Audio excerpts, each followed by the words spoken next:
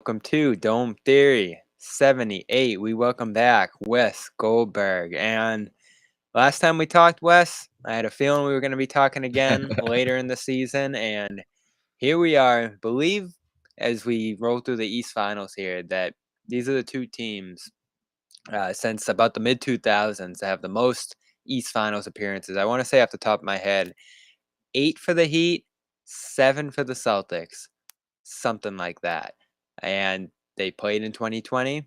Everyone was looking back at that, saying, "Oh, this was a tricky matchup for Boston last time. Have things changed here?" And I still think through 3 games, we're wondering, have things changed for the Celtics here against the Heat? Heat up 2 games to 1. We're going to watch a game 4 tonight. Wes Goldberg is here. He hosts the Locked On Heat podcast. Go get that. Go check it out. Go subscribe.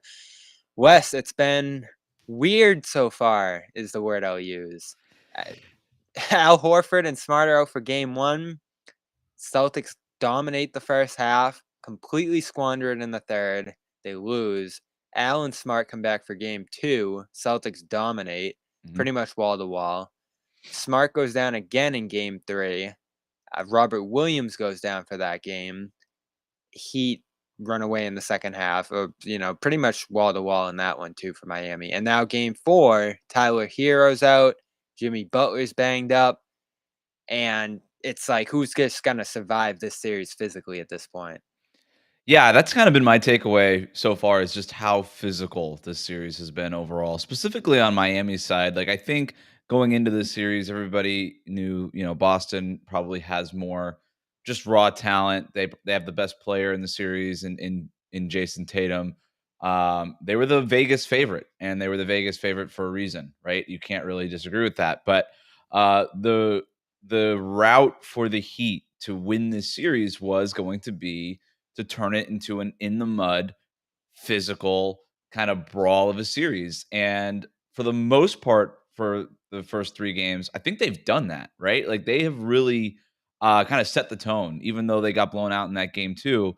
I still think they've pretty much set the tone for the majority of this series. And I think that's kind of now what the Celtics have to do. They need to kind of finesse this thing up a little bit. It's not to say that guys like Grant Williams and Robert Williams and Marcus Smart, of course, like can't get to that level with the Heat, but I don't think that that's the way that they want this series being played.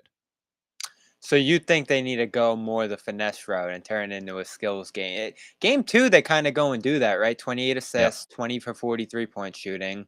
It's just hard when you're going against the Heat who do that, what they do physically, and throw a bunch of different defenses out there. The zone really hasn't been a big deal in this series, which is strange. It comes out early in game 2, just gets absolutely torched, and it's been more that disruptive switching and the traps and such that have hurt Boston here. Mhm. They're pretty much looking in the mirror at the same kind of defense they play, Miami's playing them with, and they're really getting stagnant here. And especially game 3, it's just a turnover machine. Jason Tatum's getting taken out of the game, frustrated. Brown's scoring, but he's turning the ball over a ton too. And basically, it feels like the Heat are saying, if we can take the ball out of these guys' hands, other guys aren't going to hurt us here, which worked in game 3, didn't work in game 2. Right. And I don't know which team, the game 3 Heat or the game 2 Celtics, is going to show up more often in the series at this point, because it's really been back and forth between both teams having the upper hand here. Yeah, and look, the Celtics can't win this series if they don't have Jason Tatum playing at the level that we've seen him play so much of in these playoffs. And the Heat don't win this series if Jimmy Butler doesn't come back something close to 100% from this knee inflammation thing, right? So it kind of we could start with the stars right there, but I think the way that Bam Adebayo has played has been just incredible all series. I Game know that changer to start offensively, game 3. yeah, game 3 was by far his best game of these playoffs, maybe one of his best playoff games ever. Um, the first 2 games he wasn't great offensively, but defensively he's still been awesome for Oh Miami. my And God, that block at the free throw line on Tatum in Miami. He had yeah, another big one off the backboard on Brown. He's everywhere. yeah, I think he's been probably the third best player in this series, right? And hmm it's behind putting what I think Jimmy Butler's been the best, then probably Tatum, and then Bam, and then Jalen Brown's probably behind that group there. And that's also not a winning formula for Boston either. I'm not sure that they can win if if Jimmy is outplaying Tatum, or if Bam is outplaying Jaylen Brown. And then on the flip side of that, the Heat, like their whole thing is, okay, we need Jimmy Butler to at least play Jason Tatum to a draw, which I think a lot of people questioned whether or not he could do that. But Jimmy, time after time, has shown like in these playoffs, when on this stage, he's able to just raise his game to another level. So if he could play Tatum toe to toe, well, that's a starting point for Miami. And then you want Bam to be able to do what he's been able to do against the Celtics historically for most of his career. And then hopefully you can get some guys to make some shots. You can get some takeover type minutes from a guy like Victor Oladipo out of nowhere and stuff like that. But when you start at the top, you kind of have a battle that's happening that I'm not sure a lot of people anticipated happening. Like we had somebody from the Celtics side on previewing the series on Locked On Heat, and he basically said, John Corrales, who does Locked On Celtics, does a really good job for them. But he basically said, like, I think the Celtics have the two best players in this series between Tatum and Jaylen Brown, and he didn't think it was very close. Like, he didn't think Jimmy Butler was in that conversation. And I think it's clear through 3 games that Jimmy Butler is closer to the top of that conversation, and there is a battle happening just at the very top talent level of this series that I don't think a lot of people thought was going to happen going into it.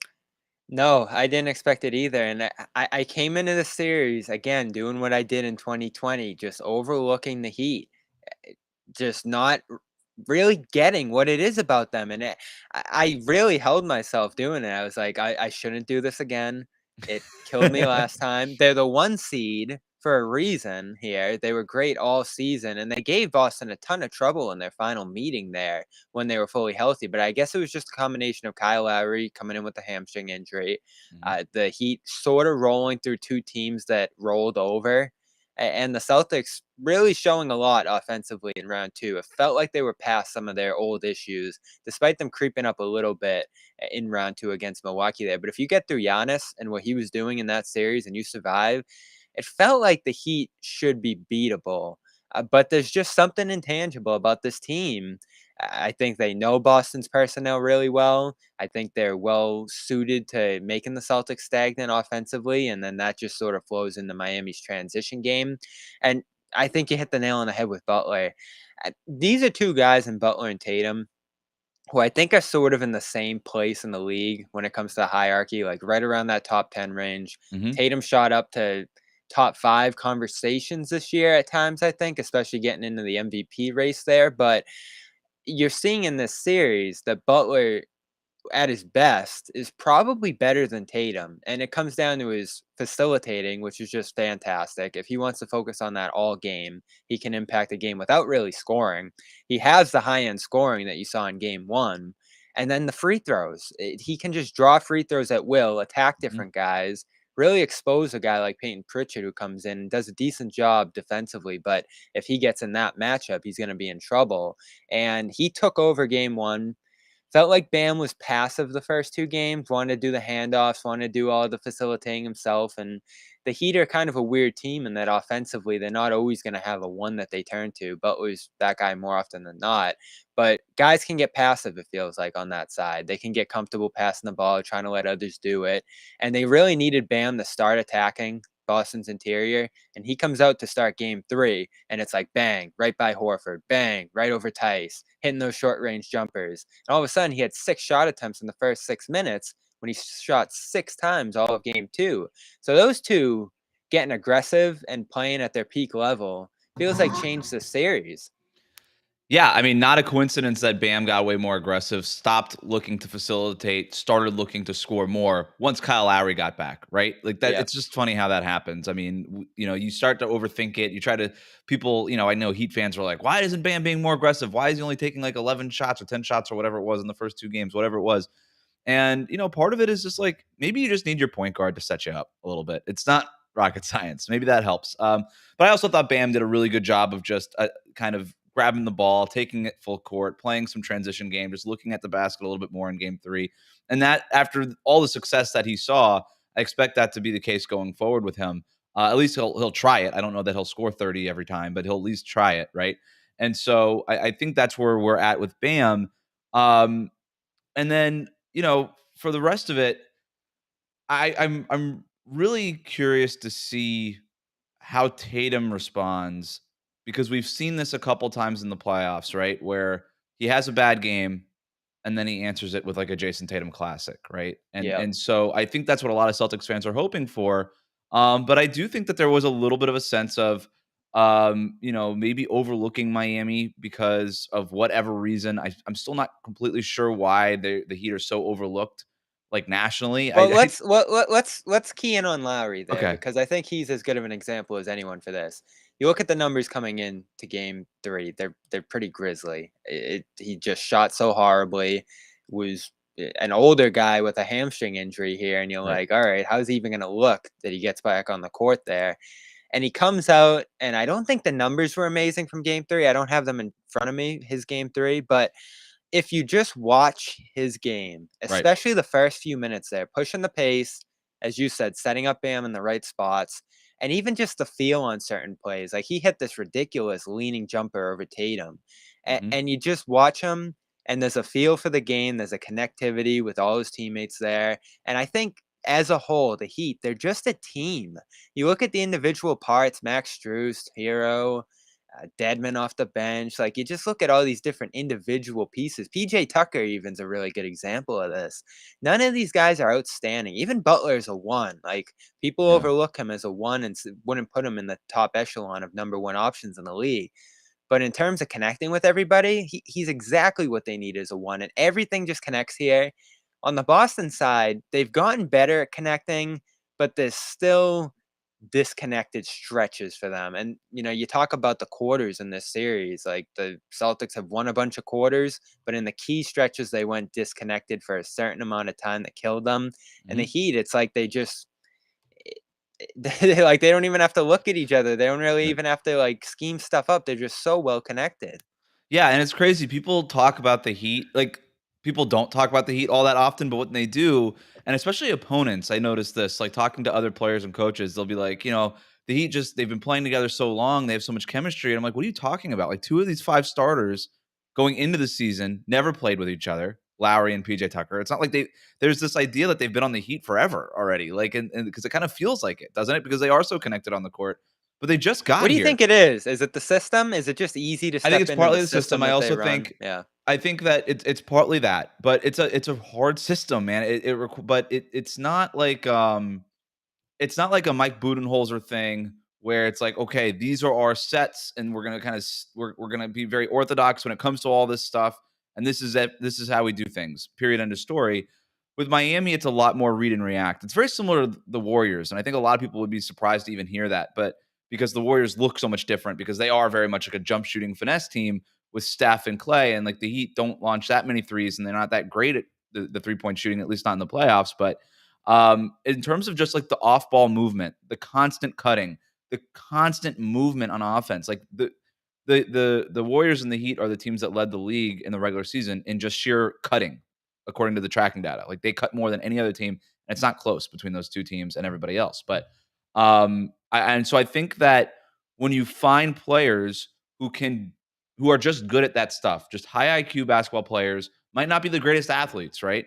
In terms of like a Kyle Lowry or PJ Tucker, who they added this last offseason, or even like the undrafted guys like Max Strus or Gabe Vincent, like they're undrafted for a reason, right? Like they don't have this like super high level of just athleticism and talent, right? Like it's not some that like huge conspiracy against these guys. Like, their ceiling was limited because of their lack of athleticism, top end athleticism.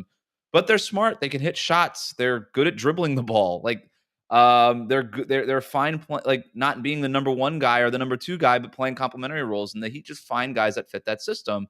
And so, I think that's part of it. And then the other thing why they're so overlooked too is because I think we need to like I remember when they signed and traded for Lowry and then signed PJ Tucker, a lot of people rolled their eyes like, "Oh wow, you're going to 36, 37-year-olds. Like good luck with that. You're going to give him this huge contract in the case of Lowry. PJ Tucker looked washed in that Milwaukee run, whatever. They didn't even want him back after winning a championship with him. Like good luck with that. I think we got to start trusting like really smart front offices and stuff when they start going after these guys because we see it all the time where okay, like even with Chris Paul in Phoenix a couple years ago, we are like, really, you're going to give him this contract? It's like, you know what? Like, yeah, you can't replace athleticism. You can't just like substitute that stuff, but you also can't just manufacture basketball IQ or basketball feel or just experience, years in the A league, and toughness. you have to These are all pay tough guys. and Yeah. toughness, and you have to pay for that. Like, that stuff isn't just available. You can't teach it, and so you have to pay a premium for it because there's a scarcity to it. And in the case of Lowry and PJ Tucker, they were the two toughest free agents available. Those are the two toughest guys you could go find, and the Heat just grabbed them. And those guys really, I think, kind of jibed with what the Heat do and the whole Heat culture thing and all that kind of stuff. But and I think the Heat recognized that they were the kind of guys that they needed, and then allowed them to flourish. Allows PJ Tucker to not just stand in the corner and shoot threes. Allows Lowry to basically rest almost the entire regular season so that he can be ready for the playoffs. And I know he's been dealing with the hamstring thing even with that all Yeah, that, how but about resting he's playoff come back. games? I don't Yeah. want to qualify. I don't want to classify it as rest, but there hasn't been an urgency to get these guys back here because they know they can wait and they can have different guys step in and handle things. And Jimmy Butler in that second half, he goes down. They roll him out at halftime, and I'm like, all right, that helps the Celtics some here, but the other guys are gonna step into his spot and make Yeah. it happen. And they weren't shooting great in the second half. Really dreadful 3-point shooting team. Let the Celtics get within one late, and that would have really been bad if Miami blew that one and Yeah. you go down 2-1 there, and you're all of a sudden looking at some health issues and you're down the series. But they hold on. Max Strus makes those two enormous plays down the stretch, the three, and then stopping Brown the Can other I ask way. you something about Strus? I think you know where Yeah, I'm gonna go with this, but how upset, like, I've heard it as a talking point, but really, like, the people that, like, watch your show and stuff, like, how upset are Celtics fans about, like, letting Max Strus go? Like, how real is that? I don't think any fan base just clings on to the guys that they've missed over the years more than Celtics fans. Who are And the other guys? Desmond Bain, who they Okay, drafted and traded to dump Cantor and Vincent Poirier. Tyler that's a Hero tough being one. one pick in front of them, I think is a guy that a lot of people still talk That about. one's rough. That one's rough because you ended up getting Romeo Langford, and that was a coin toss, wasn't it? Like, wasn't that tiebreaker a Yes, coin toss tiebreaker? tiebreaker between the Yeah, Celtics and Heat. Yes, and as you said, Langford comes in here. I'm trying to think of who else. I mean, you can start going back years before that, but those are the big ones. Recently, yeah. Tyrese Halliburton they just missed ended up being Aaron Nesmith. People don't talk about that one as much, but Strus is the big one because he wore a Celtics uniform and he was in camp. Yeah. He was on a two-way deal, and I actually talked to him at practice between games uh, 1 and 2. And he kind of played down. I know he's talked to a couple different outlets about this being a revenge thing, and he's not really looking at it as that. But again, he says they wait till the last minute on the last day to cut him. They bring in Taco over him on the two-way deal, which obviously we know how that went. And he played really well in the summer league, hitting threes, showing all Mhm. the different things that he did that he's done now in Miami, and then had a good preseason on top of it. I think he had Mhm. 14 points in 17 minutes his last game. So they had a tough choice there, right? Because it was Devonte Green, who's ended up being a really solid pro and Yeah, was pretty good good in player. Boston too. So I don't think that's a devastating choice that they made there. The tough part was choosing Taco and Tremont Waters over him in the two-way slots, which doesn't make a lot of sense looking back on it. Feels like they got hyped up in that Taco excitement a little bit there, which Right. I think everybody did. You can probably go back and find me saying, "Oh, they got to see what this guy's Hey, got." look, But you're never gonna hear me say a bad word about Taco Fall. We're both UCF Knights. Like, But we yes, to ride answer hard, your but question, yeah. everybody is looking back at Strus and just saying, "What the hell happened there?" And I Yeah. actually asked Ime before game two, said, he wasn't here for this, but just asking for his perspective on a guy like that and him slipping free and finding a spot in this league because that's kind of the position Udoka was in during his career. And he's like, I always Right. root for those guys. And you look back, he was here, and we kind of screwed that one up. Yeah, that's funny. Like, the Heat fans have one guy, though they have a few of these guys, but one guy that they still bring up, and this is like 10 years ago, is Patrick Beverley, waving him in training camp. I didn't They even know that. still Yeah, I mean, it's funny when you start talking to fans, like fan bases, and like, all right, who's the guy? And then like somebody will just remember that Patrick Beverley was there for training camp. Like, how did we let that guy go? And it's like, I don't know. Who knows how Strus would have turned out if he would have This stayed in one's a big Boston or one right whatever. here. Oh, all right. Okay. That's tough, but like that's like half the league. So Yes. Hmm. yeah. No, you can do it with anybody, especially in the draft. It's like, oh, we missed this guy, and that guy. Strus, it's a different level because he was here. You Yeah. had him. He was ready to play out the It entire wasn't that long season, ago either. and and he just becomes fantastic. Now, Yeah.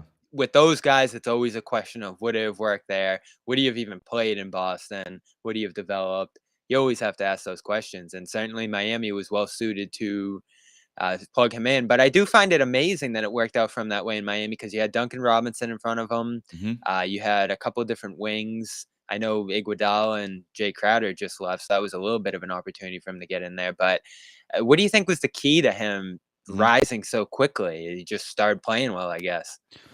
Well, I wrote a feature about Max Strus kind of going back to his D2 days, talked to guys that were that coached him and played with him over at Lewis, which was his D2 school, talked to his coach at DePaul, which is where he transferred to into the Big East before going undrafted. And I just talked to a bunch of people. You can find that wesgoldberg.substack.com if you're interested in reading more about Max Strus. But it it's a cliche, but it's like the most I can get is, the guy just works really hard. He worked really hard, and I think there's obviously a certain innate sort of feel and touch that he had. Like even back then, they said the guys at Lewis would be like, "Yo, he was making threes like nobody's business." Like the day he walked into the gym, right? And it was a D2 school, but he's still a freshman, an unheralded recruit out of high school. He had one D1 offer to like some community school they had no plans to going to, and he just still walked in and as a freshman at a basketball program and started, hitting shots that nobody else on the team could make and got a starting job by the time the season was over and then led them in scoring as a sophomore and then decided he needed to transfer. And his goal was always to play like professionally, but never really the NBA until his coach at DePaul said, "Hey, I think you could play in the NBA." And at that point, Strus basically told me he's like, my entire mindset changed. And then he even so he like kind of doubled down on his work ethic and all this kind of stuff. And again, it's a cliche. You never want to just be like, "Hey, if you work hard, like anybody can make the NBA." Like, I don't know how good of a basketball player you are, but like you probably, if you worked super hard, will never play in the NBA. So it's got to be more than just like work ethic, right? But it's but there is something there when you have a base level of talent and you make it a goal and and you work hard on the things that you need to work hard on. Like I can't tell you how many times I've heard doing stories on any number of players. Some guys think they work hard. Other guys really do work hard. And Strus apparently is that guy that works really hard. And then you credit like the Heat's developmental program. Like they have one of the best shooting coaches in the NBA, Rob Fodor, who did a great job with Strus. One thing that his coaches at Lewis and DePaul said, like his release time now is miles faster than like light years faster than it was in college. Like he still had the touch in college, but his release wasn't as quick as it was. And you need a quick release to play in the NBA. Okay, so he worked on his release. He worked on his straight line dribbling. He's worked so hard defensively just this season, man. Like this year, he got benched for a 4-game stretch from November to December. Got benched for 4 games because his team defense was just awful. He was just laying backdoor cuts all the time. He had no idea where he was on the court. And then, but he worked on his defense. He was doing drills, like 2-a-day drills during the season on defensive things, just defensive things, and got to the point where, okay, now you could stay on the court. Okay, wow, now you're actually better than Duncan Robinson because you've worked on your lateral movement. You're actually a better team defender than Duncan Robinson is at this point, and certainly a better one-on-one defender. And so he starts to get those minutes because NBA coaches like to lean defense. So he gets those minutes over Duncan Robinson, and then he starts making shots at a really high rate. Hit And you got 9 threes his first game back in Boston earlier this season. So you put all that together and, there's no one answer, but you just sort of put all these things together between his work ethic and the context and what was happening with Duncan Robinson kind of being in a shooting slump for different parts of the season, ahead of him in the depth chart, all the injuries that happened that let him get those initial opportunities. Like there's a lot of things that tie into this, but it's that work that you put into it that at least sets you up to take advantage of those opportunities. Yeah, and we can fawn over the Heat all day here. We did that when we had Wes Goldberg back on episode 63, so go check that out. We talked a lot about how the Heat got where they are now, and I do think there's an interesting conversation about where they're going that we'll get Yeah. to after this series, depending on if they win or lose. But right now, at 2-1, I'm not going to say that it's over, but it is looking a little bleak for the Celtics here. If Marcus Smart's going to miss extended time, saw him stumbling out of practice yesterday on our practice report. You can actually see him leaving the facility right behind me as I was recording there. I didn't even see him, but he wasn't moving well. No update today on him, but again, he turned it bad. He got up, he played through some adrenaline, played pretty solid. It could have been a real moment, him coming out of the locker room there and hitting that three and then them coming back and winning, but they basically emptied that clip, and now I'd imagine, is going to miss some time here. We'll see how long. He's gotten hurt earlier in this playoffs a couple of different times, so he's dealing with other stuff too on top of this, and he's played through all of it pretty much. We'll see just how much further he can push himself here, but they really need him. This Robert Williams thing is weird, and when he was rolling in game 1 next to Horford, or no, in game 2 next to Horford when Horford came back, the Heat really couldn't get inside. They were throwing up a lot of floaters. They were jump shot city, and Celtics just pulled away, forcing turnovers and just piling up stop after stop after stop. So getting Rob back would be a game changer if they can do it at some point here. But again, this is the second time he's had a setback with this knee here, just soreness, swelling. Doesn't sound good. Ime saying he's day to day for the rest of the playoffs pretty much. So those are your two anchors defensively there. Horford's huge too. You combine them with Grant, they can still pile up stops, and the Heat do get stagnant in the half court sometimes. So I think there's an avenue where you're pretty much competitive in every game off your defense if you're the Celtics. But right now, unless, as you said earlier in the show, Tatum and Brown really get going, really cut down the turnovers, really get decisive as passers and lock in on that end, it's going to be hard to beat the Heat, I think, especially since Derek White's struggling immensely. Yeah. Horford, that battle with Giannis round 2, I think, just emptied him out when it comes to his offense, and he doesn't have much to provide on that end right now, it looks like. So you might be looking at the Heat as the better of the offenses in the series right now, and it's not even close. And when you have these two great defenses that kind of cancel each other out, that could be the edge. But again, everything's tight in this series. I don't think there's going to be many blowouts the rest of the way. Maybe one, but these two teams, I think, are close enough where you're going to be playing games down to the wire like we saw last game, even with the Heat going up by 26. Yeah, I mean, I think my takeaway from the first 3 games is, okay, these teams are way closer than most people thought. Everybody was calling Celtics Bucks the conference finals, maybe even the NBA finals, and kind of overlooking Miami in that way. But it's clear that Miami and Boston are very close at the very least at this point. And the Heat might have the advantage here. So interesting to kind of follow the energy flow of this series too. Like, I thought Boston came out game 1 in Miami, those first 2 quarters, just sharper, more focused, moving quicker, playing better defensively, playing more connected in that first half in game 1. And then Miami kind of coming off that weird Philly series that never really felt like it started, because Joel Embiid with all of his injuries, and then James Harden being like the weird James Harden experience, and Miami dealing with their own injuries and kind of stuff through that series. Like, it kind of felt like they just sort of won a series that never really began. Like, all right, like the Heat beat the Sixers. Sixers Nobody couldn't really get cares. going. Yeah. Yeah, and so and while that Bucks Celtics series was a very high level basketball series, right? That was a high level of play. Both teams I thought played really well and could have won that and deserved to win that series based on just how they played. And so I thought the Celtics really benefited from that. I wonder, like, now are we getting to the point where, because of how physical Miami plays and because of how physical that Bucks series was, are the Celtics, despite being the younger team, right, kind of being worn down a little bit here? It's a long playoff series, man. And you mentioned like the nagging injuries to Smart and Robert Williams. The Robert Williams bit is a really interesting one. I actually think that the Celtics need him more than they need Marcus Smart probably in this series. They need both of them. But with Robert Williams planted in the paint, and they're just like ignoring anybody that's like Caleb Martin, Victor Oladipo, like whoever, even PJ Tucker, they're basically just letting these guys linger beyond the 3-point line and then putting Robert Williams on one of them and just like plugging him in the paint whenever he's available.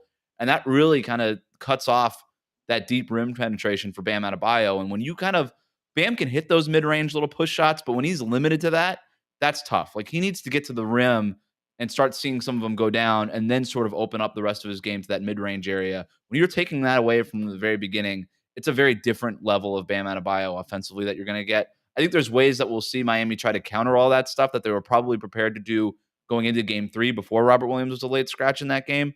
But that's a really interesting sort of battleground that I'm looking at, just from an X's and O's perspective going forward, Yeah. if Robert Williams is available. And we talk about how deep the Heat are. The Celtics are thin, just paper thin. You lose 2 starters in game 1, and you're down there in Neesmith, who hadn't played since early April. Really not part of the rotation going back to the winter. And he comes out there, gives them 3 blocks, but nothing offensively. He's just a shooter who can't shoot right now, and he's your next man up if you're down 2 starters.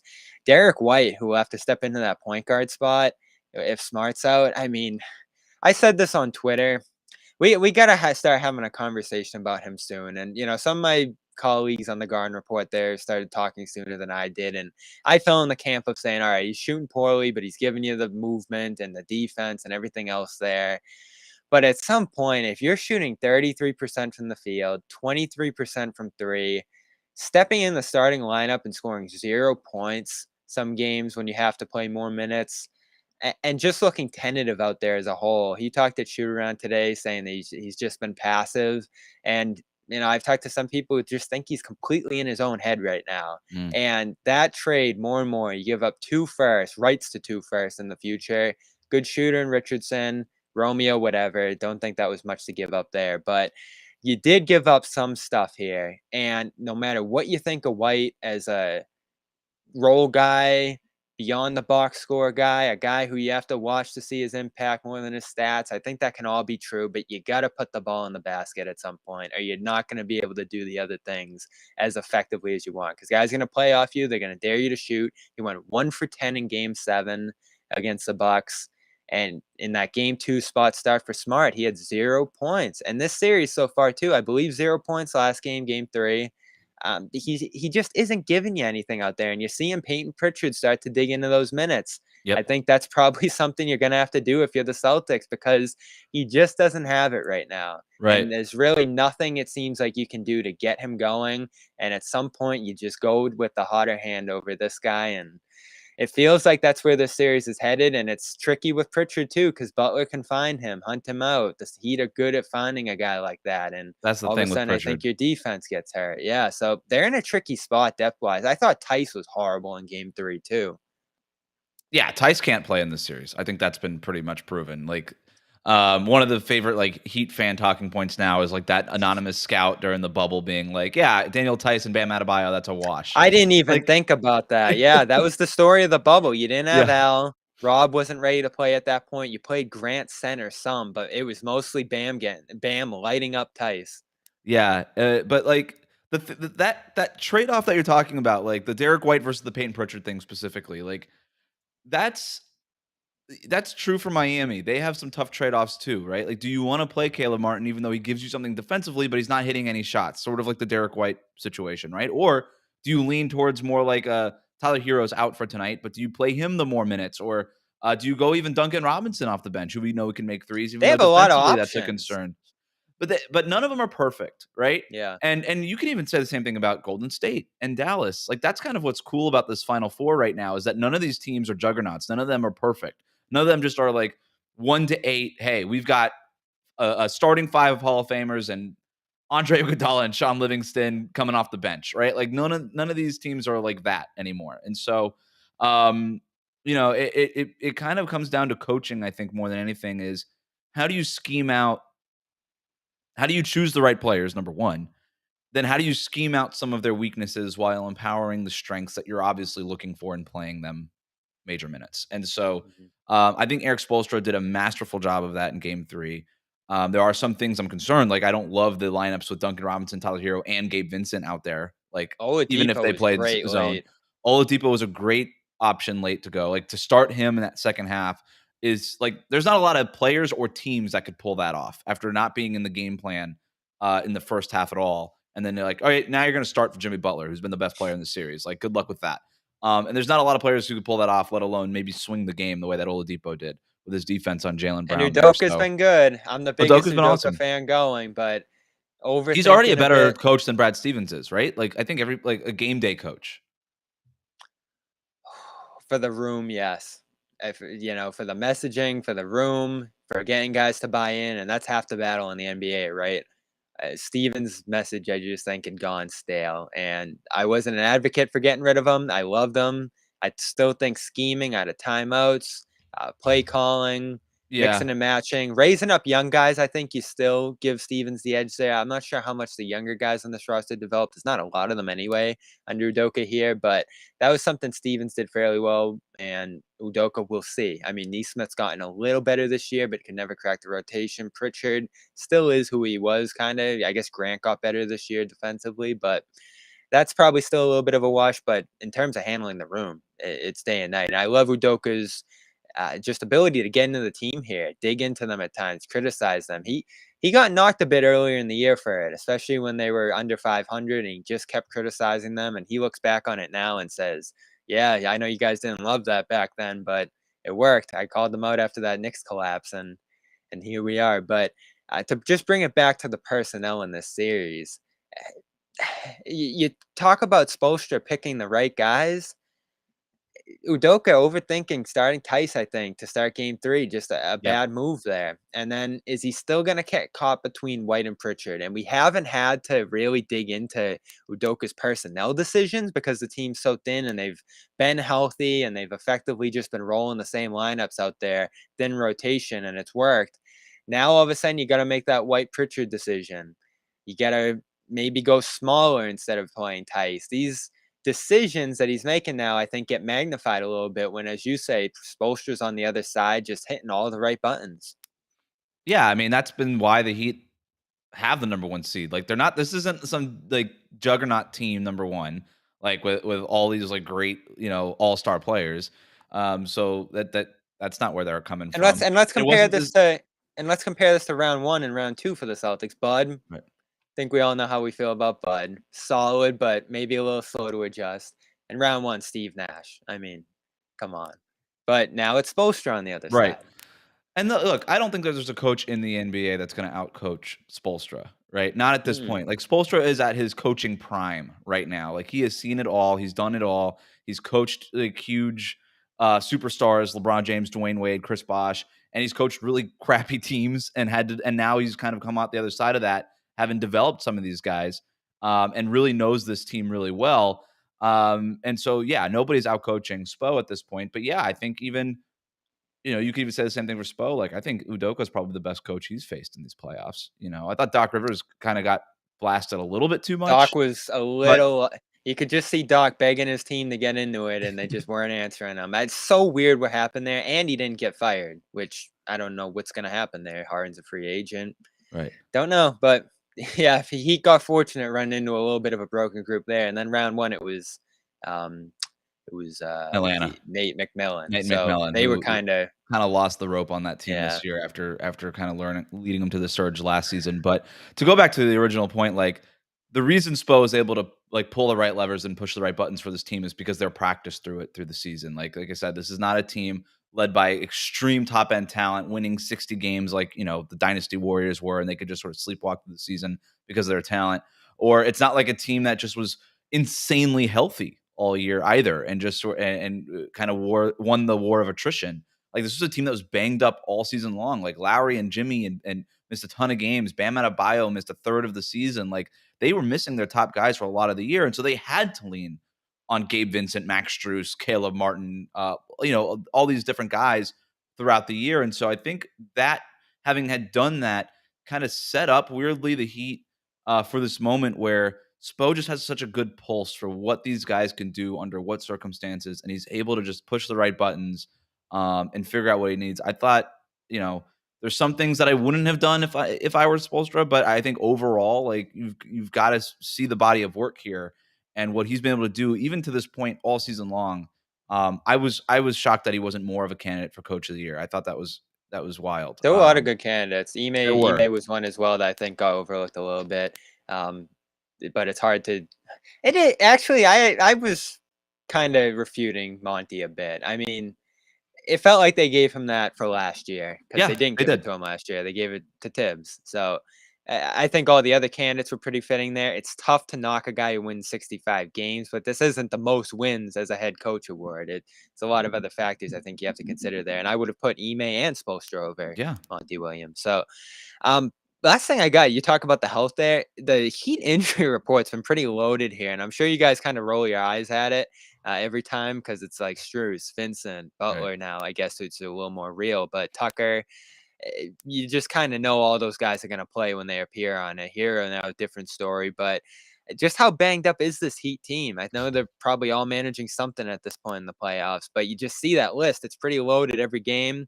Celtics, of course, pretty loaded at this point too.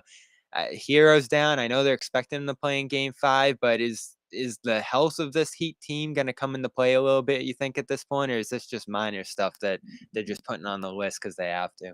Yeah, some of these are sort of like the weird phantom questionable. Like Max Strus has been dealing with a questionable hamstring or whatever it is for like the last 2 rounds or whatever it's been, and he's warmed up with the intent to play every single night, and he starts every single game in these playoffs. So I'm not worried about that kind of stuff, but I guess we'll find out tonight and over the next couple of days how serious the Jimmy Butler thing is and the Tyler Hero thing is. Everything else, I'm not worried about if I'm the Heat, but um, for Tyler, if the Tyler Hero has not had a great playoffs, but they still need him. I think they still really need his shot He creation and his really struggled playmaking in and game 3.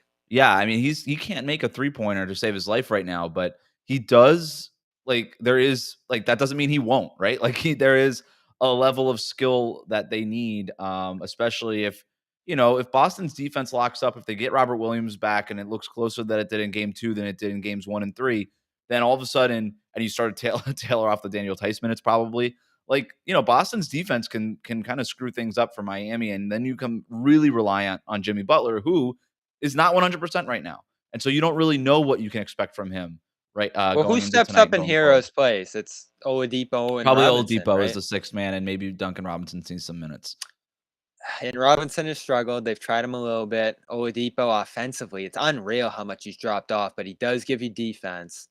So it'll be interesting to see what the impact of that is, because Hero is a much better option than both of those guys. And then you Yeah. sort of just dig in for the next one. Vincent's been really good, though, in this series. I'm sure he'll dig into some of that as well. But how do you just feel about where the series is at? I think we're both in the same place that this is pretty dead even at this point. But Mhm. considering Smart's injury, Rob's, and all the elements on the Miami side, I'm not going to do it. I'm not going to lean one way or the other, but I'll let you if you would like to. Um, I'm not ready to make any sort of prediction because the injury stuff is so weird with this game, and I get Me and too. like and If I like know all of Rob and them, Smart are out, I know they're done, but right? they could be back any And day all of now. these are game time decisions, so we won't know until game time, right? But yeah, my big takeaway, like I said, these teams are really evenly matched. It wouldn't shock me if certain things go one way. If Miami goes back to Miami up 3-1, but it also I expect a huge bounce back from Boston. Like I don't expect Tatum to have the game 4-0 he did after in 3. losses these playoffs. They're really resilient after losses. They're a really good team. These two teams have a ton of respect from each other, which you could tell. And so I expect a really big bounce back from Boston. Don't know if that'll lead to a win or not. The injuries play a major factor tonight, and we'll see. But these teams, they can't afford to give any ground, whether it be injuries or losing turnovers or missing wide open shots or whatever it is. Like these teams are that close. Like this is a series that will still be won on the margins. Yep, and it'll keep rolling tonight, 8:45. Get used to those. These are going to be late games the rest of the way, and we'll have it covered here at CLNS Media, Dome Theory. Of course, go subscribe, iTunes, Stitcher, Spotify, anywhere you get it.